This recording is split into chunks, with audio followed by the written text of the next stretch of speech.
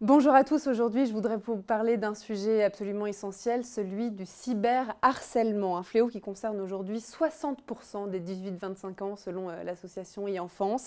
Un fléau qu'on va commencer par définir aujourd'hui. Le cyberharcèlement, c'est une violence répétée, progressive, qui peut prendre différentes formes. Une agression, une insulte, une moquerie, une menace ou encore une rumeur.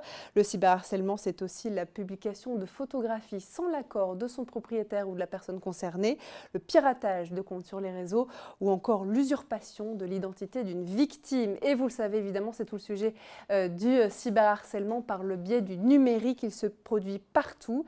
Il est bien souvent anonyme, il se propage rapidement et s'immisce aussi dans la sphère professionnelle, privée et même familiale. Alors pour prévenir le cyberharcèlement, on a quelques conseils et on va finir un peu positivement sur cette vidéo. On réfléchit évidemment toujours avant d'envoyer un message, de publier une photo de soi ou de ses amis en ligne.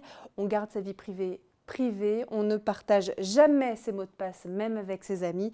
Et puis qu'on soit harcelé, témoin ou bien acteur, le plus important et la meilleure manière de s'en sortir, évidemment, c'est d'en parler. Notamment, vous pouvez appeler le 3018. C'est le numéro d'écoute gratuit, anonyme et confidentiel qui est disponible et accessible 7 jours sur 7, tous les jours de 9h à 23h. Vous n'êtes pas tout seul et la honte doit changer de camp.